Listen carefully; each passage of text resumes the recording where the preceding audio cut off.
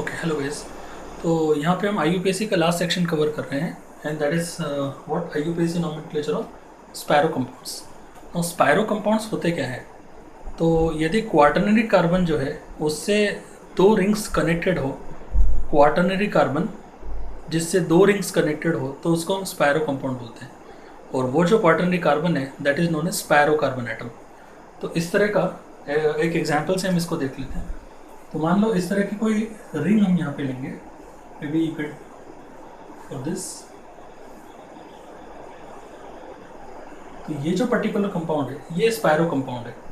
क्यों? क्योंकि इसमें ये जो दो रिंग्स है they are connected by 4 degree carbon atom. ये जो है this is quaternary carbon atom.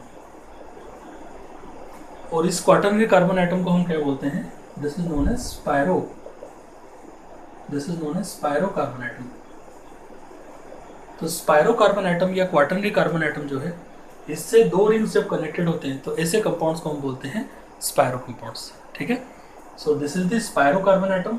और ये क्वाटरनरी है क्योंकि इस कार्बन एटम से 1 2 3 और 4, जिस कार्बन से 4 कार्बन एटम्स कनेक्टेड हो वो क्वाटरनरी होता है, 4 डिग्री कार्बन। और ये जो 4 डिग्री कार्बन एटम है इस 4 डिग्री कार्बन एटम से दो रिंग्स जो है वो इस common carbon atom spiro carbon atom से कनेक्टेड है। तो ऐसे पर्टिकुलर 4 डिग्री या फिर क्वाटरनरी कार्बन एटम से जब दो रिंग्स कनेक्टेड होते हैं so they are known as spiro compounds. अब इसमें स्पायरो कंपाउंड में जब भी हम नेम लिखेंगे तो शुरुआत में स्पायरो वर्ड लगाते हैं। जैसे बायसाइक्लो कंपाउंड में बायसाइक्लो वर्ड यूज़ करते हैं, वैसे यहाँ पे as a prefix spiro word use करेंगे। तो ये हो जाएगा क्या? Spiro. This is spiro and then again bracket. As bicyclo compound में जैसे ब्रैकेट होता है उस तरीके से यहाँ पे हम लगाते हैं ब्रैकेट। अब इसको अपन क्या करेंगे? नंबरिंग देंगे। ठीक है। तो स्पायरो कार्बन एटम के नेक्स्ट वाले कार्बन एटम को एक नंबर देना है, 1 नंबर देना है। अब स्पायरो कार्बन एटम के नेक्स्ट वाले कार्बन एटम को, तो नेक्स्ट वाला कार्बन एटम ये भी हो सकता है और स्पायरो कार्बन एटम ये भी हो सकता है, पर हम उस कार्बन एटम को रिंग नंबर देते हैं जो स्मॉलर रिंग का कार्बन एटम है। बायसाइक्लो में उल्टा होता है, सबसे लॉन्गेस्ट ब्रिज वाले कार्बन को सबसे पहले नंबर देते हैं, यहाँ पे अपोजिट होता है। तो यहाँ पे स्पायरो कार्बन एटम के नेक्स्ट जो कार्बन एटम होगा वो होगा स्मॉलर रिंग का कार्बन। तो इन दोनों में से स्मॉलर रिंग ये वाली है तो इसको नंबर नहीं देना है, इसके नेक्स्ट वाले को यहाँ पे नंबर देना है। और वो इसके नेक्स्ट वाला कार्बन कौन सा होगा? जो सबसे स्मॉलेस्ट रिंग है उसका कार्बन एटम को सबसे स्मॉल नंबर देना है, 1 नंबर देना है। तो इस तरह से ये हो जाएगा 1, देन अगेन 2, देन 3 और फिर इस तरह से कंटिन्यू करेंगे। इस तरह से ये कंटिन्यू होता है। This is the pattern. Okay. So this is 1 2 3, this is 4 5 6 and 7। ये नंबर देने का तरीका है।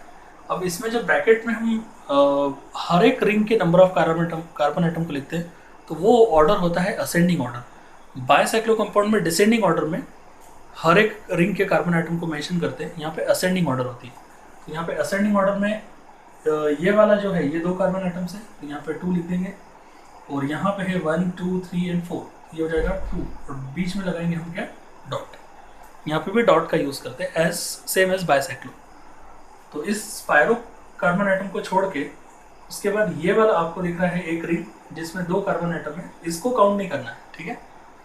ये हो जाएगा क्योंकि स्पायरो वर्ड में वो आ गया है। तो इसके बाद यहाँ पे 2 कार्बन आइटम्स है और स्पायरो के इस साइड में कितने हैं? 1 2 3 4 कार्बन आइटम्स है। और यहाँ पे ऑर्डर कैसी होगी? असेंडिंग होती है, मतलब इंक्रीजिंग ऑर्डर में।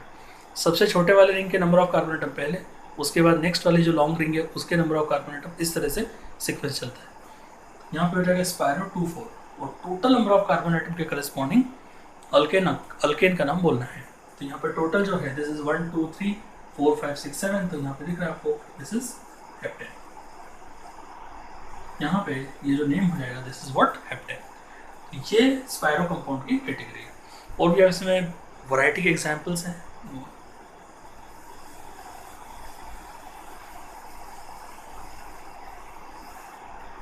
So what you can do, you can take like this.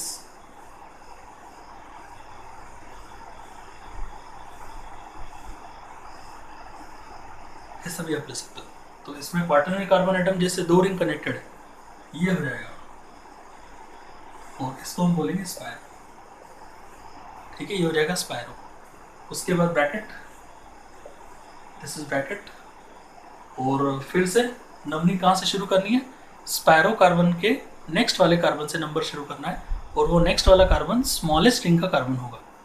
तो स्पायरो कार्बन के नेक्स्ट वाला कार्बन ये स्मॉलर रिंग का कार्बन है, तो फर्स्ट 2 3 4 5 6 7 8 एंड 9, तो टोटल 9 है, मतलब नोन हो जाएगा ये। ओके ना, इसके इस साइड में जो छोटी रिंग है उसमें कितने कार्बन है, 1 2 3, तो ये हो जाएगा 3 डॉट। इस साइड में कितने हैं, 1 2 3 4 5, तो ये हो जाएगा 3.5।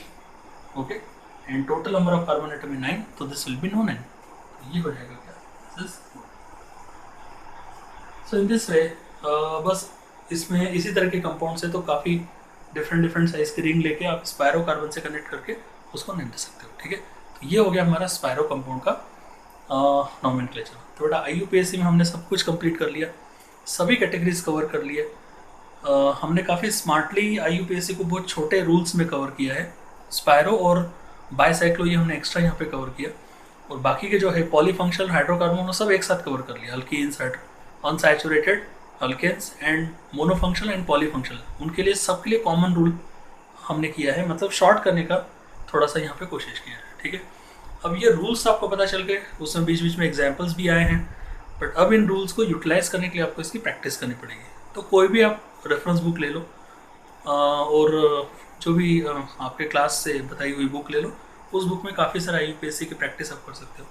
जितनी प्रैक्टिस करोगे उतने रूल्स आपको ईजिली याद हो जाएंगे, और उतनी ही वैरायटी के एग्जाम्पल्स आपके सामने आएंगे, तो ईजिली फिर आप जो फाइनल एग्जाम है उसमें ईजिली कोई IUPAC नहीं है तो you can easily give.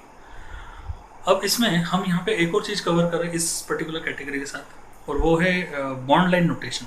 Okay, तो बॉन्ड लाइन नोटेशन जो है वो सबसे सिंपलेस्ट और कन्वीनियंट वे है किसी भी ऑर्गेनिक कंपाउंड के स्ट्रक्चर को शो करने का, और जनरली हम एक्सपांडेड फॉर्म कभी यूज़ नहीं करते। रिएक्शंस में बोलो या IUPAC नेम्स बोलो या सभी जगह जब भी हम किसी स्ट्रक्चर को ड्रॉ करते हैं तो बॉन्ड लाइन नोटेशन जो है वही सबसे कन्वीनियंट और सबसे ईजिएस्ट वे होता है। तो इसके लिए हम थोड़े से 1-2-3 रूल्स है वो ध्यान रखें, बहुत सिंपल है, बस उतने ध्यान रखेंगे तो अपन उसको किसी भी ऑर्गेनिक कंपाउंड को बॉन्ड लाइन नोटेशन में शो कर सकते हैं। ठीक है, तो चलो इसको देखते हैं हम।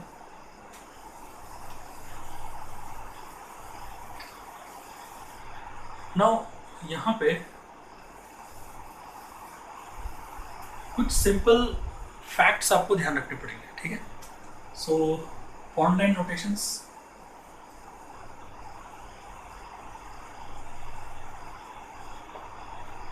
अब इस बॉन्ड लाइन नोटेशंस में हम कार्बन कार्बन जो बॉन्ड होता है, कार्बन कार्बन बॉन्ड, इसको हम लाइंस से ड्रॉ करते हैं। ठीक है, कोई भी कार्बन कार्बन बॉन्ड हो, मे बी सिंगल, डबल या ट्रिपल, उनको हम लाइंस से रिप्रेजेंट करेंगे। लाइंस, जैसे कि मान low carbon carbon single bond यदि है, कार्बन कार्बन सिंगल बॉन्ड है, तो उसको एक सिंगल लाइन इस तरह से ड्रॉ करते हैं। ओके, मे बी यहाँ पे कार्बन कार्बन डबल बॉन्ड है, तो इस केस में दिस इज डबल बॉन्ड, तो इसको इस तरह से दो पैरेलल लाइंस से हम इंडिकेट कर देंगे। वैसे कार्बन कार्बन ट्रिपल बॉन्ड यदि होता है, दिस इज ट्रिपल बॉन्ड, तो इसके लिए हम 3 पैरेलल लाइंस यूज करेंगे, 3 पैरेलल लाइंस को हम यूज करते हैं।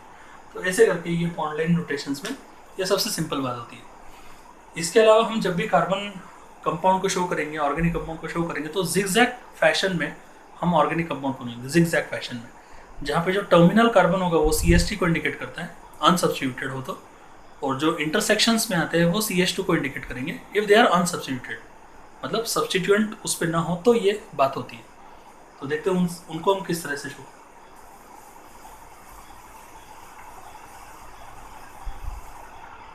सो किसी भी ऑर्गेनिक कंपाउंड को जिगजैग मैनर में शो करेंगे, जैसे कि मान लो इस तरह का कंपाउंड होगा, ये हो गया।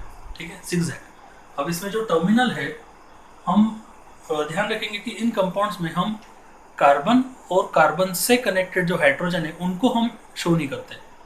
जैसे यहाँ पे कार्बन को हमने शो नहीं किया है, ये जो टर्मिनल है वो सब कार्बन है, जो इंटरसेक्शन है वो भी कार्बन के हैं, और कार्बन की 4 वैलेंसी जो है टेट्रा वैलेंसी, उस टेट्रा वैलेंसी को सेटिस्फाई करने के लिए जितने हाइड्रोजन है वो सेल्फ अंडरस्टूड है कि वहाँ पे प्रेजेंट है।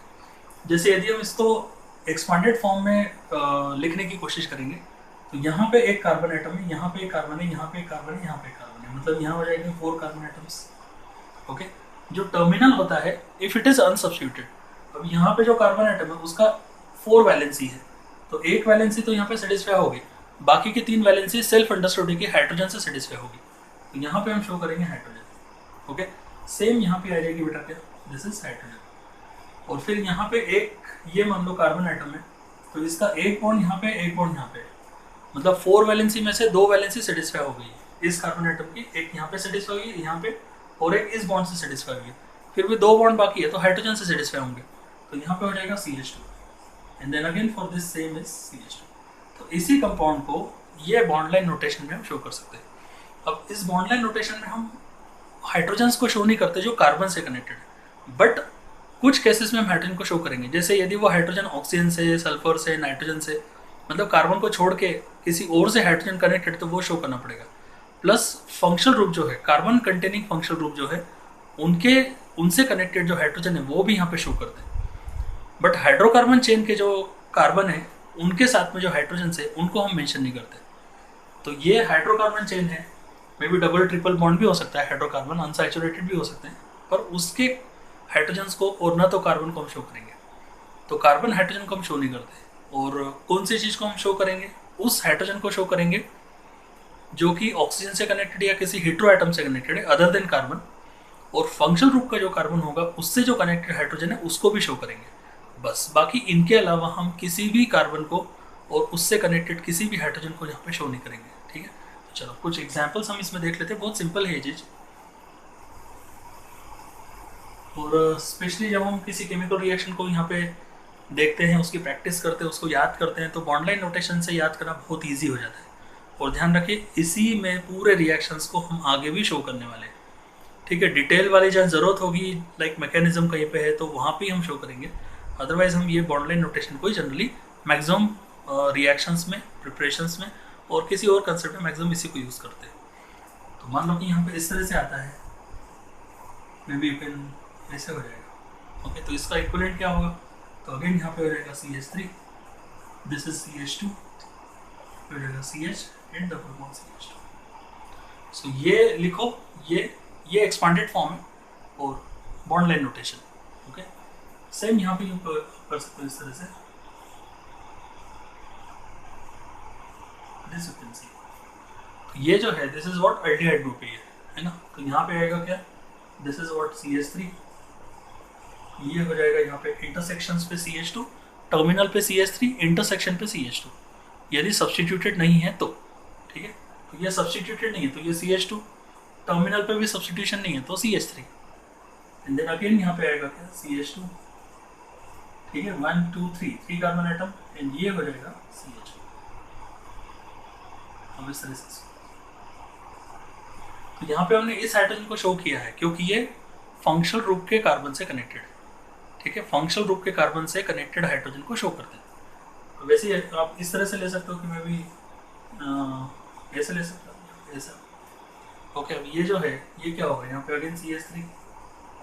ओके, यहाँ पे हो जाएगा OH इस कार्बन पे, और ये हो जाएगा CH 1 2 3 और एक हाइड्रोजन से, this is CH double bond CH2।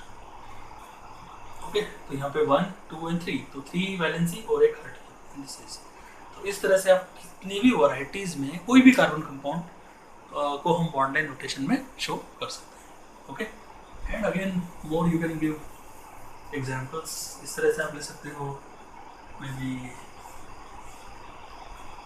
ऐसे ले सकते हो, यहाँ पे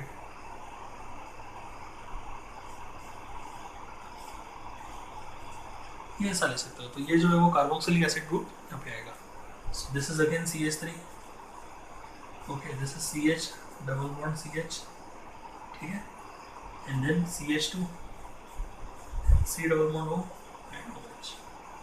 तो फंक्शनल ग्रुप के भी कार्बन को शो नहीं किया, पर ऑक्सीजन से कनेक्टेड जो हाइड्रोजन है उसको शो किया हमने। और ये तो ऐसे करके इसी कंपाउंड को हम बॉन्ड लाइन नोटेशन में इस तरह से लिख सकते हैं। तो यहाँ पे 1 2 3 4 5, 1 2 3 4 5, okay, double bond O OH यहाँ पे आ गया, दिस इज CH2 यहाँ पे आएगा, ओके, और ये CH।